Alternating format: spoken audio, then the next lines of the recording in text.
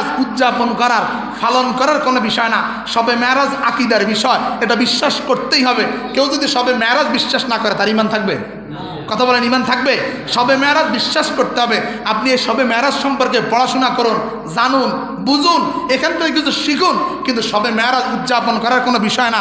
মসজিদের মধ্যে আতশবাজি লাগাইয়া, সিন্নির আয়োজন কইরা, বিরিয়ানির আয়োজন কইরা, ডাকডোল ফিডাইয়া এরকম উৎসব করা ইসলামের শরীয়তের 1450 বছরের ইতিহাসে এইরকম কোনো নজির নাই।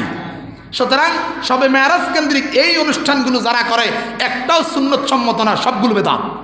সবগুলো কি বেদাত? মনে থাকবে তো ইনশাআল্লাহ? কথা বলেন, মনে থাকবে তো ইনশাআল্লাহ? আল্লাহ আমাদেরকে এই বিষয়গুলো বুঝার তৌফিক দান করুক। এরপরে এই মাসে, সম্মানিত মাস উপলক্ষে আপনারা বেশি বেশি করে কোরআনুল কারীমের তেলাওয়াত করেন। কোরআনুল কারীমের কি করেন? কথা বলেন, কোরআনুল কারীমের কি করা উচিত? তেলাওয়াত করা উচিত। রাসূলুল্লাহ সাল্লাল্লাহু আলাইহি সাল্লাম বলেছেন, অন্তত পক্ষে কোনো ব্যক্তি প্রতি মাসেও যাতে একবার কোরআনুল কারীমের কি করে? খতম করে। একজন মুসলমানের জন্য কমপক্ষে প্রতি মাসে একবার কোরআনুল কারীমের খতম করা উচিত। আর কেউ যদি আরও আগে করতে চায় তাহলে 7 দিন, সর্বনিম্ন 3 দিন। সর্বনিম্ন কয় দিন? 3 দিন। এর আগে তাড়াহুড়া করে কোরআন খতম করার কোনো দরকার নাই। এখন আমাদের দেশে কোরআন শরীফ হয়ে গেছে, মল্লে কোরআন শরীফ পড়তে হইব আর আইলে হুজুরকে বলে আজান দিতে হইব। এই ফাঁকে দিয়ে কোরআন তেলাওয়াতের কোনো দরকার নাই। এই ফাঁকে কোরআন তেলাওয়াতের দরকার আছে? অবস্থা খারাপ, হুজুর ডাক দিয়ে নিয়ে আসো, আমার বাপের অবস্থা খারাপ, কোরআন শরীফ পড়ো। মরে গেছে, হুজুর দোষগা ডাক দিয়া না, কোরআন শরীফ পড়াও। কারণটা কি বলেন না? কারণটা কি? মরে গেছে আল্লাহ। হ্যাঁ, কোরআন কি শুধু, কোরআন কি মরা ব্যক্তির জন্য আসছে না জীবিত ব্যক্তির জন্য আসছে? কথা বলেন, কোরআন মৃত ব্যক্তির জন্য আসছে না জীবিত ব্যক্তির জন্য আসছে?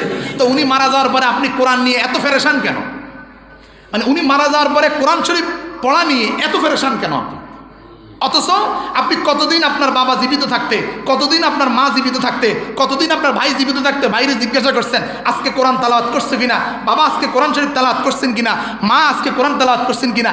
একটা দিনও আপনি আপনার মাকে জিজ্ঞাসা করেন নাই, আপনি আপনার বাবাকে জিজ্ঞাসা করেন নাই, সন্তানকে জিজ্ঞাসা করেন নাই। মরে যাওয়ার পরে তার লাশের পাশে আইসা কোরআন তেলাওয়াত করতে হবে, হুজুর 3 জন 10 জন ডাক দিয়ে না খতম করতেই হবে, নাইলে তাকে দাফন করা যাবে না।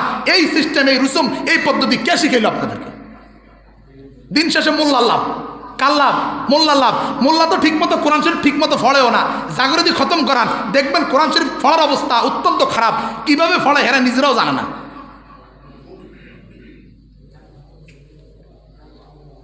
এবং অধিকাংশ এই খতম যারা করে, অধিকাংশ খতম পরিপূর্ণ খতম করে না তারা।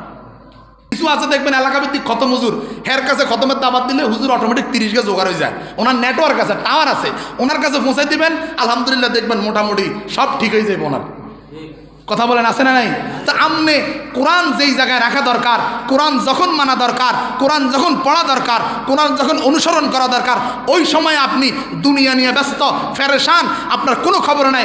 আপনি শুধু ওই সময় যখন চলে যায় তখন আপনি কোরআন শরীফ লই কি পরিমাণ ভাড়াভাড়ি, আছে না নাই?